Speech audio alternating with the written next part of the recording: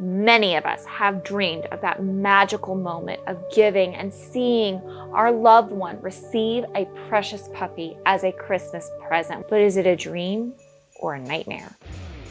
First and foremost, we are going to cover the things you need to ask yourself, the things you need to think about, the things you need to evaluate before you go forward with purchasing a puppy or adopting a dog from the shelter as a present, whether it's a Christmas present or birthday present or anniversary present. First and foremost, really stop and think about, does the person want the dog? I know this is a really obvious one. Some people get this idea of they want the dog and they don't really stop to think about if the person they're getting the dog for actually wants the dog. Another thing to consider is, are they able to take care of the dog? We see so many people getting a senior citizen, a loved one, an elderly loved one getting a dog because they're lonely, and that's a beautiful idea. Or maybe getting a child a puppy. But really stop, roll back. Are they able to take care of a dog? Will this enhance their life? It may be the perfect thing for them. Then again,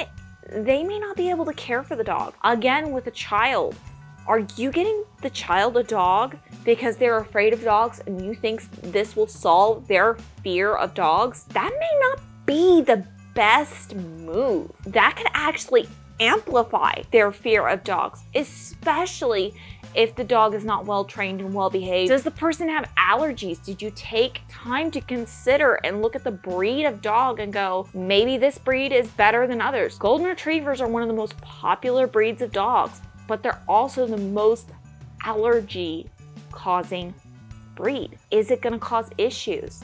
What about the other people in the house? Because you know what, there could be more than one person in the house. What is the person's lifestyle? I kind of touched on this when I was talking about are they able to take care of the dog? But there's more to it.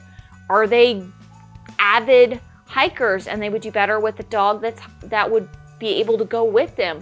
Are they busy all the time traveling?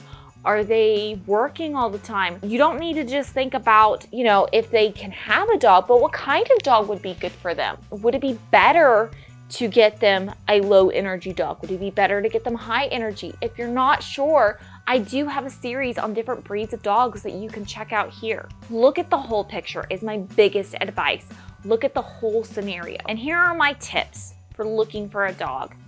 Look for a reputable breeder. Look at a reputable shelter. Not all shelters are reputable.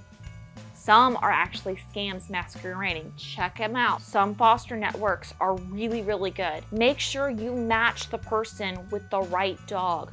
Reputable breeders, they will help you figure out. They will outright tell you if the breed of dog is right for the loved one that you're getting a dog for. Something to consider. I am the perfect candidate for getting a puppy for Christmas.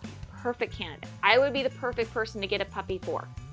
But honestly, something to consider, it would probably be better for my husband if he decided to get me a puppy. It would probably be better for him to let me pick my puppy than him pick the puppy for me. Can you do something like that? Maybe instead of actually having the puppy under the tree, maybe you do a card in their stocking saying that they get to pick their puppy, or they get to go to the shelter to adopt their dog. Maybe the gift is experiencing getting their puppy or their dog versus actually having them under the tree. Because I put a lot of thought into what I want. My husband would be a terrible candidate for getting a dog. While he loves me and he lets me and the kids have dogs, he's not a dog person. He grew up around them, but he doesn't want one. He'd much rather have a guitar, and guess what? He'd rather pick it out himself. So really stop to evaluate the whole situation. Ask yourself these things.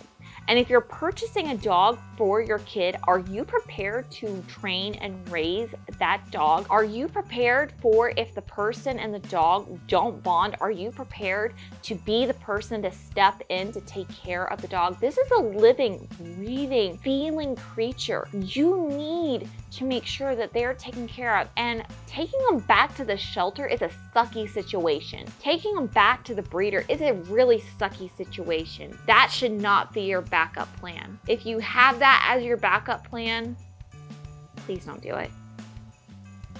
Get a stuffed dog. Peace out.